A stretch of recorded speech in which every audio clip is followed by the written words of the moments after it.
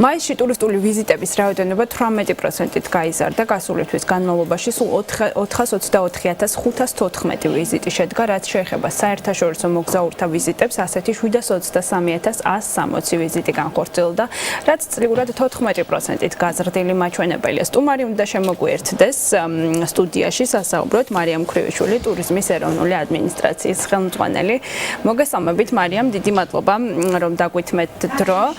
პირველ რიგში მაისის მაჩვენებლებს თუ გადავხედავთ, რამდენად კმაყოფილი ხართ მიღწეული შედეგით, რამდენად თანხვედრაშია ეს მაჩვენებლები თქვენს მიერ გაკეთებულ პროგნოზთან? მოგესალმებით, მივესალმებით თქვენ მაყურებელს. პირველ რიგში ბუნებრივია დავიწყოთ იქიდან, რომ მაისის თვის მონაცემები არის საკმაოდ და გამოხატულად ძალიან პოზიტიური. ბუნებრივია ეს იმ მაჩვენებელზე უფრო მაღალია, ვიდრე ზოგადად გესმით ჩემი? მაისის. დიახ, გისმენთ მარიამ. ისმის ხო? დიახ. შესაბამისად შევაჯამებდით მაისის თვეს საკმაოდ პოზიტიურად, როგორც თქვენ უკვე ახსენეთ, ტურიზმის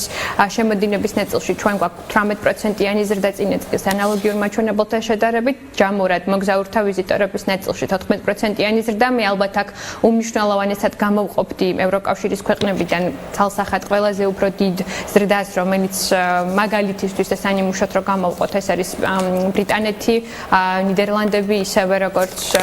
გერმანია, საფრანგეთი და შესაბამისად ეს არის ყველა ის ქვეყანა, რომელზეც ჩვენ დღე პირველიდან ვსაუბრობთ, რომ გამირჩევიან სტრატეგიული მნიშვნელობით და ჩვენ ბუნებრივია, რომ არ ვზვაგავთ ენერგიას, მარკეტინგულ აქტივობებს, ისევე როგორც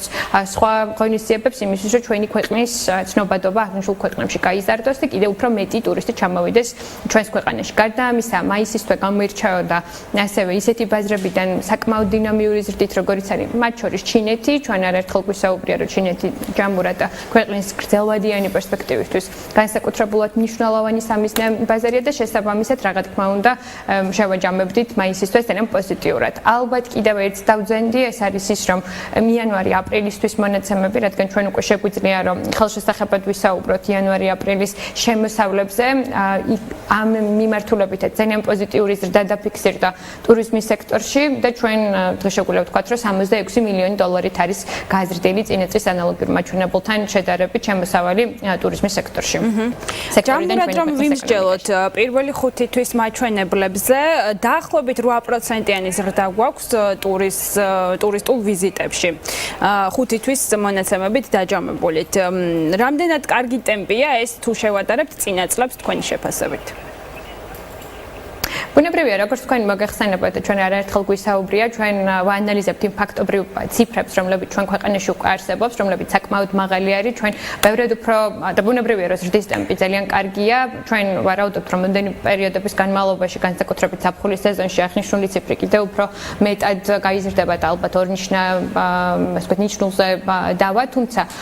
მნიშვნელოვანია, რომ გამოვყოთ ის შეფასების კრიტერიუმები, რომლებიც ზოგადად ჩვენ გვაქვს და აუცილებლად უნდა გქონდეს, ეს არის შემოსავლები ტურიზმის სექტორიდან ჩვენი ქვეყნის ეკონომიკაში, ისევე როგორც ტურისტების, უშუალო ტურისტების ზრდა. და აქაც ალბათ შესაძლებელია ის მიმართულებები საჭირდება ჩვენ ქვეყანას კიდევ უფრო მეტად გაძლიერება, იმიტომ რომ როგორც მოგეხსენებათ, ჩვენ ძალიან ბევრს საუბრობთ იმაზე, რომ ჩვენი ქვეყნის ახალი სტრატეგია, რომელსაც გაცხადებულად საუბრობთ 2025 წლისთვის, ნამდვილად გულისხმობს იმას, რომ ჩვენ კონცენტრირებას და აქცენტირებას გავაკეთებთ ბევრად უფრო მეტად მხარჯვალუნარიან ბაზრებზე, ვიდრე რაოდენობრივ შედეგებზე. გასაგებია. ასევე მინდა ვისაუბროთ, თქვენ აღნიშნეთ ის ბაზრები, საიდანაც განსაკუთრებული ზრდა ფიქსირდება, მათ შორის ევროკავშირის ქვეყნები, რაც ცალსახად ძალიან მნიშვნელოვანი და კარგი სიახლეა ჩვენთვის, რომ ეს ზრდა ნარჩუნდება, თუმცა იმ თვალსაზრისით, რასაც ითვალისწინებს ტურიზმის სტრატეგია, რომ ერთგვარი გადანაცვლება გავაკეთოთ მეზობელი ქვეყნების ბაზრებიდან ევროკავშირის ქვეყნებზე და იმ ბაზრებზე, საიდანაც ტურისტები როდესაც შემოვლენ საქართველოში, მაღალ მხარჯვალუნარიანები იქნებიან და მეტ ფულს დახარჯავენ, ეს ტენდენცია ჯერჯერობით ეს გამოკვეთილად არ ჩანს. თქვენი აზრით, რა დრო დაგჭირდებათ? მე მესმის, რომ 2025 წლამდეა გაწერილი სტრატეგია, თუმცა რა დრო დასჭირდება იმას, რომ ევროკავშირი მნიშვნელოვანწილად დიდი წილის მფლობელი იყოს ტურისტულ ნაკადებში საქართველოში შემოსული ტურისტებს შორის? იცით ჩვენ ალბათ რამდენიმე ნაწილად უნდა დავუყოთ ეს მიმართულება და ალბათ პირველად დავიწყოთ იქიდან რომ ზოგადად ჩვენ ქვეყანას გაჩნია ტურიზმის გრძელვადიანი ხედვა და ამ შემთხვევაში უკვე 2025 წლისთვის სად გვინდა რომ ვიყოთ და ზუსტად 2025 წლისთვის ჩვენ ყველა სხვა ქვეყნების მათ შორის ევროკავშირის ქვეყნების წილი ჩვენი ქვეყნის ტურიზმის სექტორში უნდა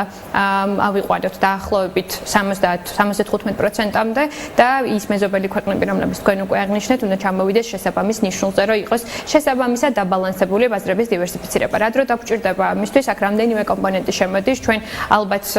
აღნიშნული წლიდან 2019 წლიდან ვიწყებთ ბევრად უფრო მეტად მივმართოთ ჩვენი სახსრები მარკეტინგული სახსრები აღნიშნულ ბაზრებზე ჩვენ ვხედავთ რომ საქართველოს ცნობადობის გაზრდა საგრძნობლად საჭიროებს თუნდაც ევროკავშირის ქვეყნებში ჩვენ ძალიან გვიწყობს ხელს ის მიმართულება რომ ეკონომიკის სამინისტროსთან ერთად აქტიურად თანამშრომლობთ პირდაპირ საჰაერო მიმოსვლების არსებობაზე ევროკავშირის ქვეყნებიდან იქიდან გამომდინარე რომ ევროკავშირიდან ტურიზმი არ გაიზრდება თუ ჩვენ არ გვაქვს პირდაპირ საჰაერო მიმოსვლა. შესაბამისად ტენდენცია ძალიან პოზიტიურია. ჩვენ და თქვენც ასევე ხედავთ რომ არსებული თუნდაც პირველი კვარტალი ისევე როგორც მეორე კვარტლის კონკრეტული პერიოდები გამოკვეთილია და განსაკუთრებული ზრდა არის წინა წელთან შედარებით ევროკავშირის ქვეყნებიდან. ჩვენ ვფიქრობთ შეჯამებისთვის რომ უკვე გვექნება ხელშესახების შედეგები წლის ბოლოს ისევე როგორც მომდევნო წელს და უკვე რეალურად რაც შეეხება დასტაბილურებას და უფრო მეტი შემოსავლის მიღებას აღნიშნული ევროკავშირის ქვეყნებიდან ისევე როგორც ამერიკის შეერთებული შტატებიდან ისევე როგორც იაპონია მათ შორის ჩინეთი კორეა რომელიც ასევე გამოიკვეთება ძალიან მნიშვნელოვანი სტრატეგიული მიმართულებით თქვენ ხართ ინფორმირებულები რომ სულ რამდენიმე დღის წინ საქართველოში დაჯდა პირდაპირ საჰაერო ასე ვთქვათ პირდაპირ ჩარტერი კორეიდან საქართველოში რომელიც ჩამოვიდა სავსე რეისით და ჩვენ ძალიან მოხარულები ვართ რომ ამ ტენდენციით ვაგრძელებთ მუშაობას და შესაბამისად უკვე ძალიან მოხარულები ვართ რომ შედეგიც სახესე არის. გასაგები, ასევე მაინტერესებს ვისაუბროთ იმ ბაზრებზე, საიდანაც კლების ტენდენცია გრძელდება 5 თვის მონაცემებითაც, მათ შორის ირანი და თურქეთი გასული 4 თვის განმავლობაში, როდესაც აპრილის მონაცემები გამოქვეყნდა, ეს კლება სახეზე იყო და როგორც ჩანს, კვლავ გრძელდება. სწორედ ეთერში შემოსვლამდე შევამოწმე და დაახლოებით 58%-იანი კლება გვაქვს ირანიდან, 14%-იანი თურქეთიდან. კვლავ იგივე მიზეზებთან გვაქვს საქმე, რასთანაც გქონდა 1 თვის წინ თუ არის სხვა ფაქტორებიც და როგორ ფიქრობთ ეს რამდენად აისახება საერთო მაჩვენებლებზე? ალბათ დავიწყოთ თურქეთის მიმართულებით ეს ყველასთვის ცნობილი ფაქტია რომ ზოგადად თურქეთში მიმდინარე მოვლენები და ის მოვლენები რომ ზოგადად ყველანაირი სტატისტიკა საერთაშორისო სტატისტიკა ციფრები თავის ეზემეთყოლებს რომ ზოგადად თურქეთის მოქალაქეების მოგზაურობის ტენდენციები მსოფლიოს ყველა წერტილში შემცირებულია იქიდან გამომდინარე რომ ვიცით რა მდგომარეობაც არის შესაბამისად ბუნებრივია როგორც ყველა სხვა ქვეყანაზე საქართველოსაც აისახა თუმცა ასევე მნიშვნელოვანია რომ ჩვენ ხაზი გაუსვათ რომ თურქეთიდან ნაკლებად შეეხო ტურისტული სეგმენტის კლებას და უფრო მეტად შეეხო იმ მიმართულებას, რომელიც არის ერთდღიანი ვიზიტები და შესაბამისად ჯამური, ასე ვთქვათ, წილის მხრივ ალბათ ვიტყოდით, რომ ბუნებრივია აქვს შედეგი და ზეგავლენა, მაგრამ არც თუ ისე გამოკვეთილად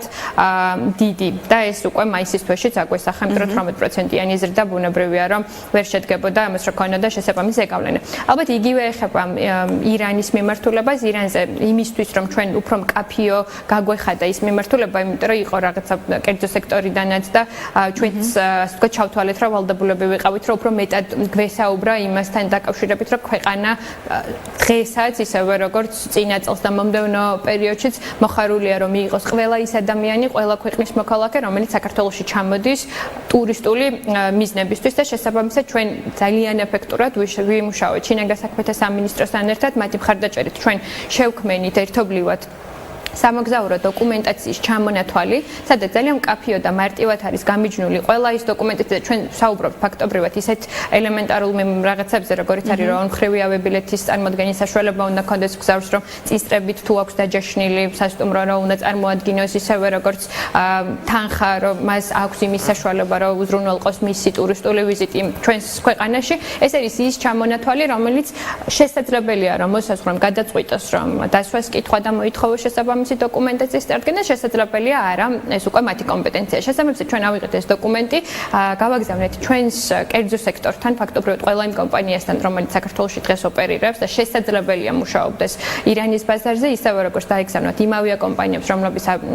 ახორციელებენ პირდაპირ საჰაერო მიმოსვლებს ირანსა და საქართველოს საავიაციო ბაზარს შორის, ასევე ბუნებრივია გადაიგზავნოთ შესაბამის საელჩოს, ირანის საელჩოს საქართველოში, იმისთვის რომ ძალიან მკაფიო და გამჭვირვალე გაგვეხადა ეს პროცესი. ჩვენ უკვე გვაქვს ძალიან პოზიტიური უკავშირი ჩვენი კერძო სექტორისგან და მე ძალიან მიხარია, რომ ამ დოკუმენტმა განაპირობა ის, რომ უკვე ტურისტული მიმართულება ჩვენი კერძო სექტორის ზრუნავს, რომ წინსწრებით გქონდეთ მათ ტურისტებს აღნიშნული დოკუმენტაცია, რომ თავი ავირიდოთ ნებისმიერი სახის გაუგებრობისგან. გასაგებია და ჩვენი საუბრის ბოლოს მინდა კიდევ ერთხელ ვკითხოთ, რადგან ზაფხულის სეზონი რეალურად უკვე დაიწყო, ზაფხულიც დაიწყო. როგორი მოლოდინი გაქვთ ზაფხულში, რამდენად გაიზრდება ტურისტების რაოდენობა საქართველოს მასშტაბით და ასევე მაინტერესებს, როგორ ფიქრობთ, რამდენად უკეთესად მომზადებული ხდება ქართული სამასპინძლო სექტორი გაზრდილ ტურისტებს? ჩვენ მოსამზადებელი პერიოდი სხვათა შორის დავიწყეთ თებერვლის თვიდან, ფაქტობრივად წლის დასაწყისიდან და მოსამზადებელ პერიოდში გულისხმობთ რამდენიმე მიმართულებას, მათ შორის არის ის მასშტაბური გადამზადების და სატრენინგო პროგრამა, რომელიც დაინერგა ტურიზმის ეროვნულ ადმინისტრაციაში, როგორც მოგეხსენებათ, ჩვენ წლის ბოლომდე გადავამზადებთ 3000-ზე მეტ ადამიანს და ფაქტობრივად უკვე ცოტა უფრო მეტსაც 3500-ზე მეტ ადამიანს. ჩვენი სატრენინგო პროგრამა ზუსტად არსი მოიცავს იმას, რომ ჩვენ გავაუმჯობესოთ ის გამოწვევა, რომელიც დღეს გვაქვს, რაც არის მომსახურების დონის გაუმჯობესება, შეიქმნა სამუშაო ჯგუფი, ჩვენ გვყავდა განათლების სამინისტრო, ისევე როგორც კერძო სექტორი ჩართული ამ პროცესში და გაიმიჯნა 20-მდე პროფესია, სადაც ჩვენ გვჭირდება და უფრო მეტად კერძო სექტორის ხელშეწყობა. სრულებით უსასყიდლოდ ბუნებრივია თბილისში, ისევე როგორც საქართველოს ყველა რეგიონში ტურიზმის ეროვნული ადმინისტრაცია ატარებს და დღესაც მიმდინარეობს მაგალითისთვის ექსპედიასთან ერთად გავაკეთეთ სატრენინგო პროგრამა, რომელიც მაგალითად არ იყო დაგეგმილი, როდესაც ჩვენ დავგეგმეთ სატრენინგო პროგრამა და შეხვედრის დროს, ერთ-ერთი შეხვედრის დროს, როგორც მოგეხსენებათ, ჩვენ ხშირად ხვდებით კერძო სექტორს და ხვდებოდით მაგალითად საოჯახო სასტუმროს წარმომადგენლებს და მე დავინახე ის, რომ მათ არ ქონდათ შესაბამისი ცოდნა განსაკუთრებით რეგიონებში, თუ როგორ უნდა მოეხდინათ მათი პროდუქტის, ანუ მათი საოჯახო სასტუმროს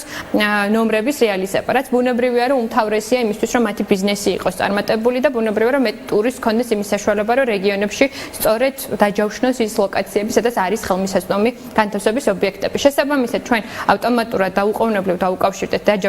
სოფლიო დონის დაჯავშნის სისტემებს, მათთან ერთად ბუნებრივია, რომ მათ ვთხოვეთ, რომ გამოიშვათ სერტიფიცირებული, აკრედიტირებული ტრენერი, რომელიც პროფესიონალურ დონეზე ჩაატარებდა შესაბამის ტრენინგს.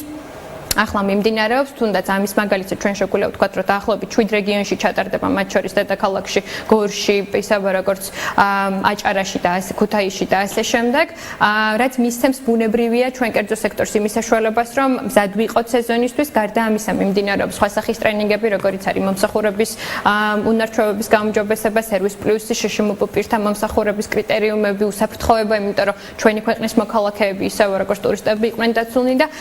აი ეს ყველაფერი ბუნებრივია გვაძლევს იმის საშუალებას, რომ ვთქვათ, რომ ჩვენ წელს ბევრად უფრო მზად ვართ და ბევრად უფრო წინ ვიქნებით მომსახურების დონის კუთხით, ვიდრე აქამდე თქვა ჩვენი ქვეყანა ყოფილა. ეს ბუნებრივია ყველაფერი ერთად დაკავშირებულია იმ გრძელვადიან და მოკლევადიან ხედვაზე, რომელიც ჩვენ გაგვაჩნია და ჩვენ რა თქმა უნდა ვიაზრებთ იმ გამოწვევას, რომ ჩვენ თუ გვინდა, რომ ჩვენი ქვეყანა ავიყვანოთ იმ ნიშნულზე, რომელიც არის 6.6 მილიარდი დოლარის შემოდინება ქვეყანაში 2025 წელს, ჩვენი მომსახურების დონე, ისევე როგორც ინფრასტრუქტურა აუცილებლად უნდა იყოს იმ დონეზე, რომელიც იქნება, ასე ვთქვათ, მოთხოვნადი შესაბამისი ტურისტების მხრიდან. დიდი მადლობა მარიამ საინტერესო ანალიზისთვის. მარიამ ქვრივიშვილი, ტურიზმის ეროვნული ადმინისტრაციის ხელმძღვანელი გახლდათ ჩვენი სტუმარი, საუბრობდით ტურისტული ვიზიტების სტატისტიკაზე. მაისში ტურისტული ვიზიტების რაოდენობა 18%-ით გაიზარდა.